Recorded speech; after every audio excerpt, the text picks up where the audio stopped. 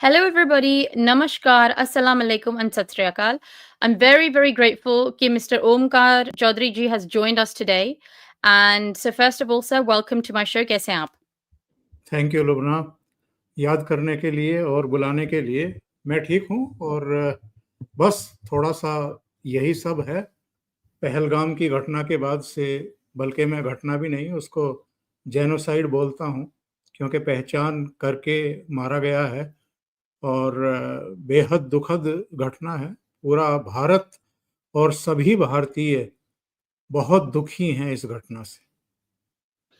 जी, and मैंने आपको इन particular यही टॉपिक डिस्कस करने के लिए बुलाया था बिकॉज़ ऑफ़ कोर्स हम सब हैरान, शॉक्ड में हैं, जिसने भी सुना है। बाहर भी ऑफ़ कोर्स मुल्क के जो यूके एंड अमेरिका ये जो बाहर की ऑडियंस है, यहाँ की न्यूज़ में सही से बता नहीं रहे हैं। दबा के काफ़ी रखा हुआ है, बोल रहे हैं गनमैन थे, ये था, वो था। सही से बता नहीं रहे हैं actually the nature of the attack जो मैंने उसके बारे में बात करी अपने अंग्रेज़ी चैनल पे भी। सो ऑफ कोर्स इससे पहले हम इस टॉपिक पे बात करें, मैं ये बोलना चाहूँगी व्यूअर्स को प्लीज़ आप इनको ज़रूर सब्सक्राइब करेगा। इनका ऑलरेडी काफ़ी बड़ा चैनल है, मुझसे तो 10 गुना ज़्यादा बड़ा है, हाफ अ मिलियन सब्सक्राइबर्स है तकरीबन इनके। सो आई एम श्योर आप इनको जानते ही होंगे, मगर अगर आपने अभी तक नहीं करा तो do subscribe to this channel. So आपसे जानना चाहती हूँ ऑफ कोर्स आप इसके बारे में बात कर रहे हैं अपने चैनल के ऊपर कि in your opinion what is the situation? क्योंकि मुझे ऐसी फीलिंग है कि ऑफ कोर्स इन इंडिया तो पूरा हिल गया है। लोग शॉक हैं, बाहर भी, मगर स्पेशली जो हिंदूज़ हैं, जब उनको पता चला जिस तरीके से, जिस गंदे, भयानक तरीके से नाम पूछा गया, मज़हब पूछा गया एंड कि पैंट उतार के दिखाओ कि सर्कमसिजन हुआ है कि नहीं, ये like I am just shocked. So what is your opinion on all this? देखिए, जब हम समूचे भारत की बात करते हैं, पूरे भारत की बात करते हैं, उसकी एकजुटता की बात करते हैं, तो भारत में लुबना सभी आ जाते हैं, केवल हिंदू की बात नहीं है। हाँ, अगर लार्जर आप उसमें देखें, पिक्चर में देखें, तो भारत में रहने वाले सब हिंदू ही समझे जाते हैं, हिंदुस्तान ही इसको कहा जाता है। तो उसमें सभी जो अपने-अपने मज़हब को, धर्मों को मानने वाले लोग हैं, वो सब आ जाते हैं। और आप अगर फॉलो कर रही हों, भारत में इस समय जो सिचुएशंस है, हैदराबाद से लेकर के दिल्ली तक और लखनऊ से लेकर के तमाम दूसरे शहरों में, जहाँ मुस्लिम भी बहुत बड़ी तादाद में रहते हैं, वो भी सड़कों पर उतर आए हैं और उन्होंने भी अपने हाथों में पोस्टर, बैनर, प्ले कार्ड लेकर के इस जेनोसाइड के खिलाफ जो है नारेबाजी की है, यहाँ तक कि पाकिस्तान के खिलाफ नारेबाजी की है। पुतले जलाए हैं, बहुत आक्रोश उनमें भी है और मैं तो देख रहा हूँ कि पहलगाम में भी जो मुस्लिम हैं, वो सड़कों पर उतरे हैं, कैंडल मार्च उन्होंने किया है, उनके हाथों में भी प्ले कार्ड थे। श्रीनगर में इसी तरह का जो है प्रदर्शन हुआ है। यानी जम्मू कश्मीर में भी जिनकी रोजी-रोटी छीनने की साजिश रची गई है और फिर से जम्मू कश्मीर को उसी 1990 के दशक में ले जाने की एक साजिश रची गई है, तो उससे ये लोग काफ़ी सतर्क हैं, काफ़ी मैं कहूँगा कि सजग होकर के उन स्थितियों, परिस्थितियों को वापस लाना नहीं चाहते हैं। जम्मू कश्मीर में जिस तरह के हालात बने हैं, 370 हटाए जाने के बाद, 35 ए हटाए जाने के बाद, वहाँ पर सिचुएशन बहुत मामूल पर आ गई है। लोगों का जो जीवन है वो काफ़ी सुगम हुआ है, आसान हुआ है। उनका जीवन स्तर सुधर रहा है, उनकी आमदनियाँ बढ़ी हैं। जब 1 साल में, 1.5 साल में अगर 1 करोड़ पर्यटक वहाँ पर पहुँचे हैं, तो उनका आने-जाने का भी, फ्लाइट का भी, अगर कार में गए हैं तो वो भी वहाँ होटलों में रुकते हैं, रेस्टोरेंट में खाते हैं। जगह-जगह जो खच्चर वाले हैं, घोड़े वाले हैं या दूसरे वहाँ के लोग हैं, उनके उनके घरों में चूल्हे जलते हैं, उन सैलानियों की वजह से, उन पर्यटकों की वजह से। तो एक माहौल वहाँ चेंज हुआ था। 4 स्तर के इलेक्शन वहाँ पर हुए हैं। वो लोकल बॉडीज़ के चुनाव हुए हैं, इसके बाद जो जिला स्तर के चुनाव होते हैं वो हुए हैं, फिर लोकसभा के चुनाव हुए पार्लियामेंट के लिए और उसके बाद फिर विधानसभा के चुनाव हुए हैं। और चारों चुनाव में अलग-अलग लेवल के जो चुनाव थे, उनमें 60% टर्न आउट हुआ है।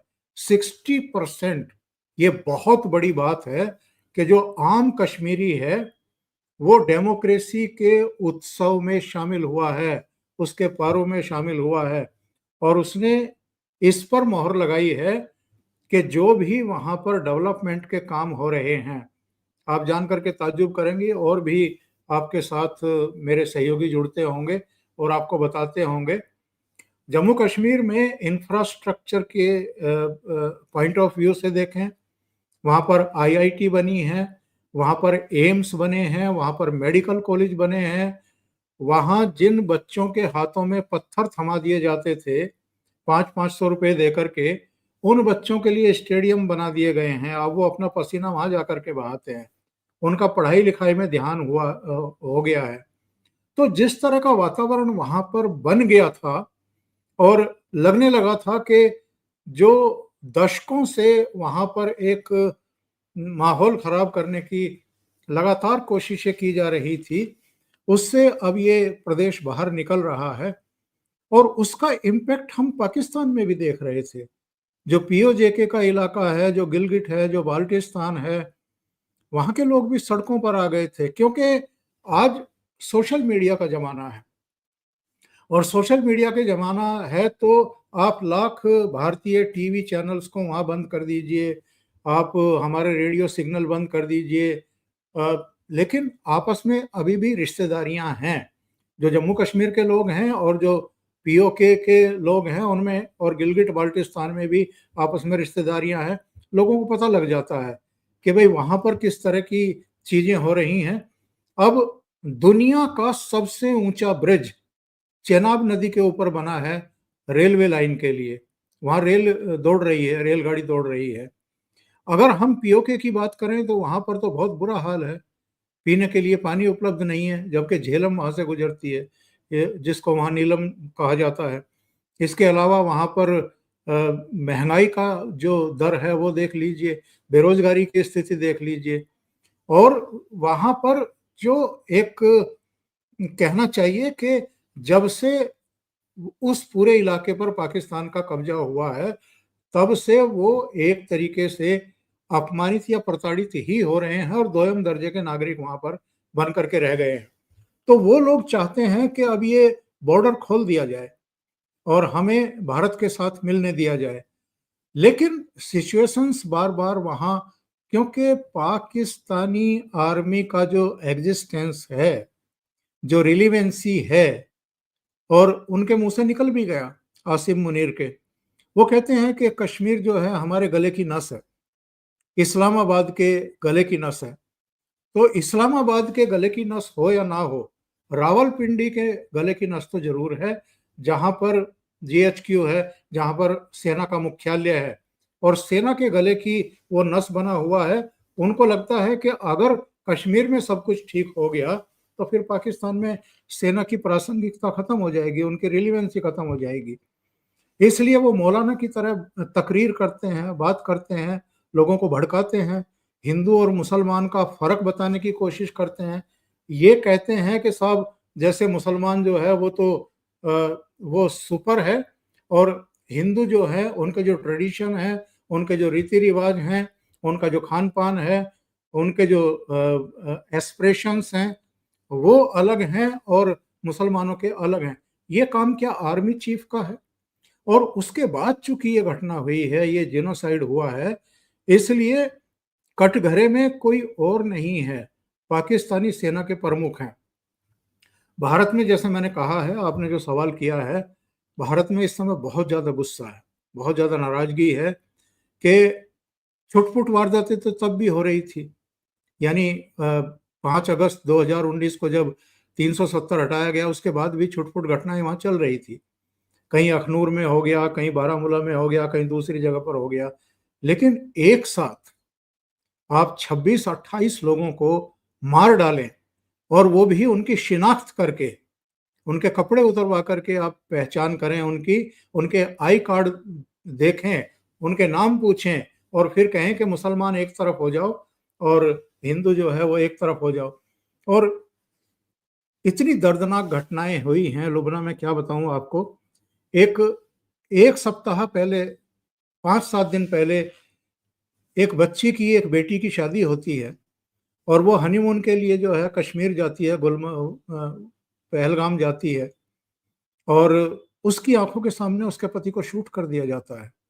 उसके हाथ में चूड़ा है, माथे पर बिंदी है, उसके हाथों की मेहंदी अभी उतरी भी नहीं है, और 7 दिन के भीतर, शादी के 7 दिन के भीतर उसके हस्बैंड को मार दिया जाए, उसकी आंखों के सामने मार दिया जाए।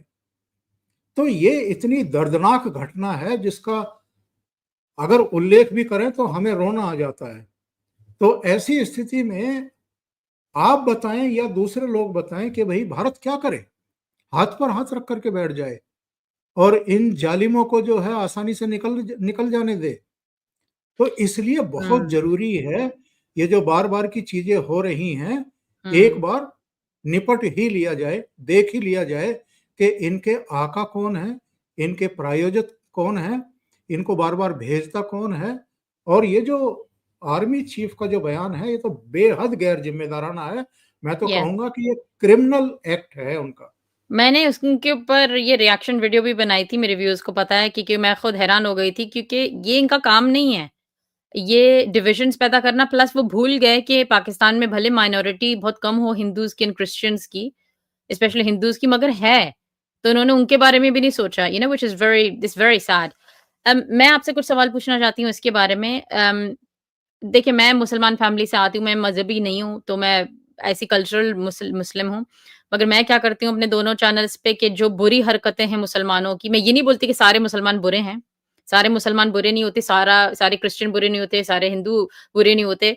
मगर मैं अपने जो मज़हब के लोग हैं, जो बुरे हैं काम करते हैं, मैं उनको क्रिटिसाइज़ करती हूँ, कंडेम करती हूँ। जो प्रोग्रेसिव मुसलमान हैं, मैं उनको एनकरेज करती हूँ कि आप भी आवाज़ उठाएँ। तो मुझे खुशी हुई बहुत सुन के कि आपने जो बोला कि जो इंडिया के मुसलमान हैं, वो भी प्रोटेस्ट कर रहे हैं एंड वो अपने हिंदू भाई-बहनों के साथ साथ में खड़े हुए हैं, और यही हम देखना चाहते हैं। मुझे बड़ी खुशी हुई सुन के। मुझे हाँ, कुछ खबरें आ रही थी इंडिया से, जो मेरे व्यूअर्स भी मुझे बता रहे थे कि कुछ कुछ हैं माइनॉरिटी में मुसलमान इंडिया में, जो थोड़ा-सा सही से एक्सेप्ट नहीं कर रहे, जो रिलिजियस एंगल है, जिस तरीके से डिवाइड करा गया हिंदूज़ को एंड क्रिश्चियंस को भी, नॉन मुस्लिम्स को, तो वो कबूल नहीं करे, तो उसकी वजह से थोड़ा-सा एनिमोसिटी है। तो आप इसके बारे में कुछ, आप मुतमईन हैं जो मुसलमान हैं उनकी बिहेवियर से, उनके रिएक्शन से, या आपको कोई शिकायत है? नहीं, देखिए, शिकायत तो वो शब्द ठीक नहीं रहेगा, पर मैं ये कह रहा हूँ कि जिस तरीके से उनको कट्टरपंथी बना दिया गया है, उनकी सोच को एक गलत दिशा में जोड़ दिया गया है। और मैं आसमानी किताब की बात भी नहीं करता, मैं यहाँ हिंदुस्तान में ही जो देवबंद में एक यूनिवर्सिटी है, एक बड़ा, जिसको हम कहें कि एक ऐसा मदरसा कह लीजिए, कुछ भी कह लीजिए, यहाँ से तालीम दे करके, और किस किस तरह की तालीम उनको दी जाती है, उनको पूरी दुनिया में भेजा जाता है। और इस पर जो आरिफ मोहम्मद खान हैं, पहले वो केरल के गवर्नर हुआ करते थे, आजकल बिहार के हैं, फॉर्मर कैबिनेट मिनिस्टर हैं। वो राजीव गांधी की कैबिनेट में भी रहे थे, और पीवी उसके विश्वनाथ प्रताप सिंह की कैबिनेट में भी रहे थे। बहुत ही विद्वान हैं, इस्लाम के बारे में भी और दीन के बारे में भी। सब जितनी जानकारी उनको है हिंदुस्तान में, मुझे नहीं लगता कि किसी और को है। तो एक आरफा खानम शेरवानी यहाँ पर एक पत्रकारिता करती हैं, वो उनका इंटरव्यू लेने के लिए गई थी, और वो भी अपनी फिरका परस्ती के लिए जानी जाती हैं कि वो किस तरह की बातें करती हैं, वाहियात बातें ज़्यादा करती हैं। तो आरिफ मोहम्मद खान ने ये सवाल खड़ा कर दिया था उस समय कि भाई, आप जरा ये देखो कि ये जो देवबंद है और दूसरी जगहें हैं, और पाकिस्तान में भी, हिंदुस्तान में भी इतने मदरसे हैं, वहां पर पढ़ाया क्या जा रहा है? उनको सिखाया क्या जा रहा है? नफरत करना ही सिखाया जा रहा है। यही सिखाया जा रहा है कि जो नॉन मुस्लिम हैं, वो चाहे कोई भी है, वो हिंदू है, ईसाई है, वो सिख है, वो यहूदी है, कोई पारसी है, कोई भी है, बौद्ध है, किसी भी धर्म का मानने वाला है, वो काफिर है। और काफिर है तो उसका सिर कलम करने का आपको अधिकार है। और ये सब जब जब यहाँ से ये सब सीख करके जाते हैं और पूरी दुनिया में, जहां आप बैठी हैं यूके में, क्या हाल मचा रखा है इन कट्टरपंथियों ने। इन लोगों से अब वहां गोरे भी परेशान हो चुके हैं। वहां भी हमने लंदन की सड़कों पर देखा है कितना हुजूम निकला था गोरों का, और कितना बड़ा प्रदर्शन हुआ है, जिन्होंने ये डिमांड की है कि भाई इनको निकाल बाहर करो यहाँ से, क्योंकि ये लोग कहाँ कहाँ से वहां पहुंच गए हैं। और उस पूरे समाज को, एक शांति प्रिय समाज और इतने बेहतरीन देश, इतने सुंदर देश, उनको भी ये लोग जो है बर्बाद करने पर उतरे हुए हैं। दूसरी बात ये है कि भाई यहाँ हिंदुस्तान में, अरे भाई एक बार बंटवारा हो गया ना, उस समय मौका था, आपने इस्लाम के नाम पर, मजहब के नाम पर वो बंटवारा किया था, एक अलग देश मांगा था, और वो दो पार्ट में देश था। एक पश्चिमी तरफ, पश्चिमी सीमा पर पाकिस्तान बन गया था, एक पूर्वी सीमा पर पाकिस्तान, जिसको पूर्वी पाकिस्तान कहा जाता था, वो बन गया था। आप टू नेशन थियरी की बात कर रहे हैं। टू नेशन थियरी 1971 में ही खत्म हो गई थी, जब बांग्लादेश अलग देश बन गया था। आपके बीच में से ही टूट करके अलग हो गया था। वो क्यों हुआ था? इसका जवाब देंगे क्या आसिम मुनीर, या जो भी इस तरह की बातें करते हैं? फिर आपके बलूचिस्तान में क्या हो रहा है भाई, या सिंध में क्या हो रहा है, खैबर पख्तूनख्वा में क्या हो रहा है, और पाकिस्तान के भीतर ही अहमदिया को आप मुसलमान मानने को तैयार नहीं। शिया और सुन्नी आपस में भिड़े पड़े हैं। जो अफगानी हैं वो, और पंजाबी मुसलमान, वो आपस में भिड़े हुए हैं। गिलगिट में, बाल्टिस्तान में, पीओके में रोजाना धरने प्रदर्शन हो रहे हैं। तो आपकी जो अंदरूनी सिचुएशंस हैं, जो हालात पैदा हो गए हैं, गरीबी इतनी है, भुखमरी इतनी है, रोजगार नहीं है, अर्थव्यवस्था चौपट होकर के रह गई है पाकिस्तान की। एक दौर था जब कुछ इनके जो सहयोगी देश थे, वो इनके डे बाई डे के खर्चे चलाने के लिए चलिए इमदाद कर देते थे, इनकी मदद कर देते थे। अब तो वो भी सब मुंह मोड़ गए। आप देखिए ना, सऊदी अरब हो या यूएई हो, जितने भी इनके मित्र हुआ करते थे किसी जमाने में, अब तो वो हजारों हजारों को विमान में भरवा करके पाकिस्तान में छोड़ रहे हैं कि ये लोग यहाँ पर भीख मांग रहे हैं। चाइना ने मुंह मोड़ लिया है। उसको मुश्किल हो रही है, जो जितने भी प्रोजेक्ट उसके पाकिस्तान में थे उनको कंप्लीट करने में उसको पसीना आ गया है। तरह तरह की दिक्कतें उसको पेश आ रही है। और दूसरी बात, और ये बहुत मैं, वो कहते हैं, अंडरलाइन करके बता रहा हूं, पाकिस्तान के लुबना जी सबसे लोकप्रिय नेता कौन है? इमरान खान। इमरान खान को आपने जेल में डाल रखा है। किसने? आसिम मुनीर ने। क्योंकि आसिम मुनीर फूटी आंखों इमरान खान को देखना पसंद नहीं करते हैं, बर्दाश्त करने को तैयार नहीं है। जगह जगह प्रदर्शन हो रहे हैं और संघर्ष हो रहे हैं। जो उनकी पार्टी के लोग हैं वो सड़कों पर उतरे हैं। कई बार प्रदर्शन हो चुके हैं, टकराव की स्थिति है। जो बेसिक प्रॉब्लम्स हैं पाकिस्तान की, वो आप एड्रेस नहीं कर रहे हैं। और जो आपके बलूचिस्तान में आपकी अलग से एक बगावत हो गई है, जिसने ट्रेन तक को हाईजैक कर लिया, उनको आप रोक नहीं पा रहे हैं। वहां आप कहते हैं कि ये तो 1500-1700 लोग हैं, इनको तो एक एसएचओ जो है वो हैंडल कर लेगा। कितने मिलिट्री के लोग अब तक वहां मारे जा चुके हैं बलूच आर्मी के हाथों। लेकिन समस्याओं, देखिए, आंखें बंद करके अगर आप बैठ जाएं तो खतरा टलता नहीं है, समस्याओं का समाधान नहीं होता है। तो जब भी पाकिस्तान में डोमेस्टिक प्रॉब्लम्स होती हैं, जब भी इनको मुश्किलों का सामना करना पड़ता है, जब भी इनकी कुर्सियां डगमगाती हैं, क्योंकि आसिम मुनीर का भी जो कार्यकाल है वो नवंबर तक का ही है, और इस गवर्नमेंट की मेहरबानी हुई तो 2 साल बढ़ जाएगा, नहीं तो नवंबर में उनको जाना पड़ेगा। और ये हम हमेशा देखते हैं, जब भी किसी आर्मी चीफ का कार्यकाल खत्म होने वाला होता है, वो कुछ ना कुछ भारत के साथ पंगा करेगा, ईरान के साथ करेगा, अफगानिस्तान के साथ करेगा, उसे कुछ ना कुछ खुरापात करनी ही करनी है।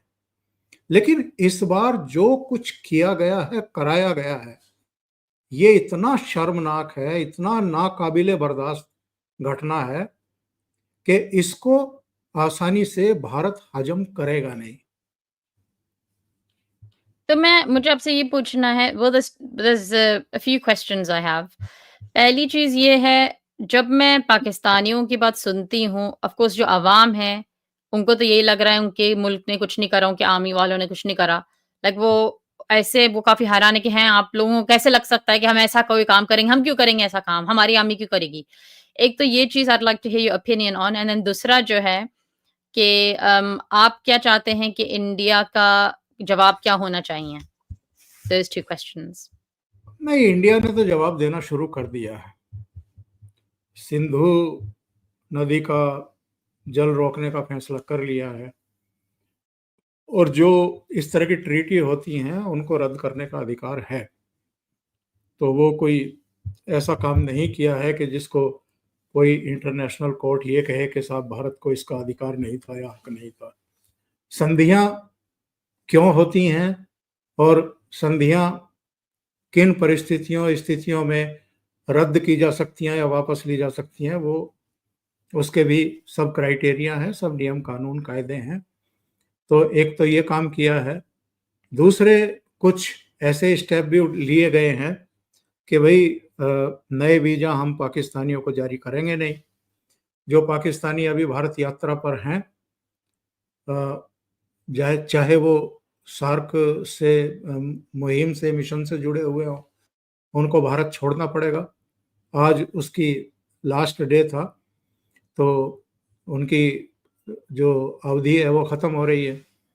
इसके अलावा जो पाकिस्तानी उच्चायोग है उसमें भी कट शॉर्ट किया गया है। 55 थे यहाँ भी और इस्लामाबाद में भारत के, उनको घटा करके 30-30 कर दिया गया है, ताकि जो आपका काम है वो भी ना रुके और ज़्यादा लोगों को हम यहाँ अब बर्दाश्त करेंगे नहीं।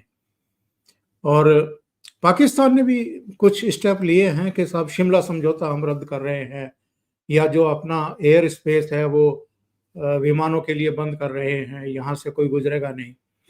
तो ठीक है, कुछ दिक्कतें हमारी एयरलाइंस को होंगी, और शिमला समझौता तो कभी जमीन पर उतरा ही नहीं, तो उसको आप माने या नहीं माने उससे फर्क क्या पड़ता है।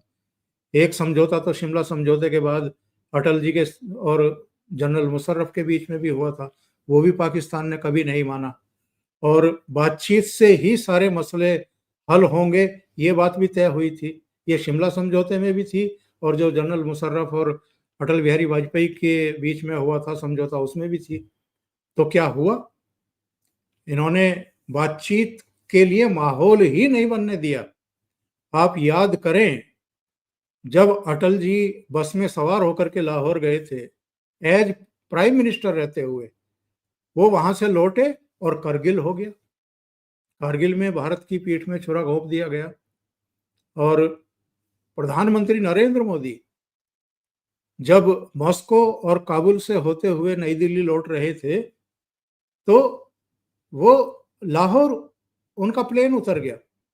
नवाज शरीफ की नाती की शादी थी या कुछ फंक्शन था, उसमें शामिल होने के लिए, बधाई देने के लिए, और 25 दिसंबर चूंकि नवाज शरीफ का भी जन्मदिन होता है, तो उनको भी बधाई देने के लिए, और फिर शाम को अपना विमान पकड़ा और दिल्ली आ गए। तो ये दो कोशिशें हमारे प्रधानमंत्रियों के द्वारा कि भाई चीजें मामूल पर आए, वार्ता का एक माहौल बने, संवाद हो, जो भी मसले हैं उनको बैठ करके तसल्ली से बात कर ली जाए।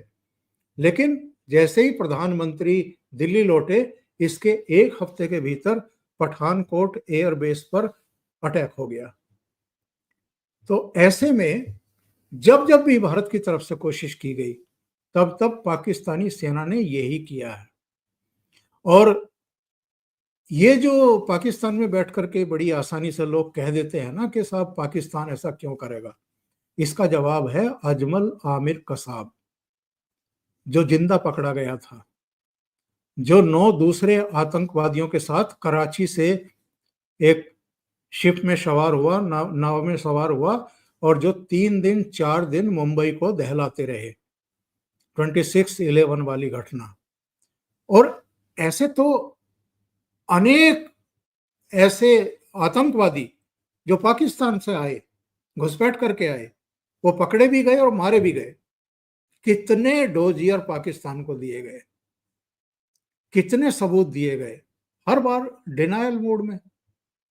और अब तो इनके डिफेंस मिनिस्टर ने स्वीकार कर लिया कि हम तो आतंकवादियों को पालते रहे हैं, ब्रिटेन के कहने पर और अमेरिका के कहने पर। यानी दोनों देशों से पैसे लेकर के ये आतंकवादियों को ट्रेंड करते रहे हैं 30 साल तक। उन्होंने स्वीकार किया 30 साल से हम ये काम कर रहे हैं। और 5 साल 6 साल से खुद इमरान खान ने प्रधानमंत्री रहते हुए इसी बात को स्वीकार कर लिया था। उन्होंने कहा हमारे यहाँ तो मिलिट्री ही आतंकवादियों को ट्रेनिंग देती रही है। मैं आपसे तो पूछ सकती हूँ कि आप अगर पहली दफ़ा मैंने सुना था, मेरे जो चैनल पे व्यूअर्स आते हैं उन्होंने बोला था, जो इंडियन व्यूअर्स हैं, कि ये एक्चुअली फंडिंग वेस्ट के मुल्क करते हैं। मैंने ज़्यादा गौर नहीं करा था, पहले मुझे ज़्यादा जैसे जियोपॉलिटिक्स का इतना मुझे इन्फॉर्मेशन नहीं थी मेरे पास। फिर जब इन्होंने भी बोला इंटरव्यू में, जो मैंने सुना था, जो डिफेंस मिनिस्टर हैं, जब उन्होंने बोला, तो फिर मुझे हुआ कि यार, तो आई फील कि दोनों इंडियन पाकिस्तान के जो सिटीजन्स हैं वो एग्री करते हैं कि वेस्ट ने फंडिंग पहले करी है। क्योंकि वेस्ट ने फंडिंग करी है पास्ट में, आप इनको दोषी ठहराते हैं ब्रिटेन एंड अमेरिका को, या आपको लगता है कि चलो पहले करी थी मगर अब ये पाकिस्तान खुद कर रहे हैं? ना आपके इसके बारे में क्या राय है? देखिए, मेरा पहला पहला तो ये कहना है कि पाकिस्तान को अगर अमेरिका और ब्रिटेन कह रहे थे कि तुम कुएं में कूद जाओ,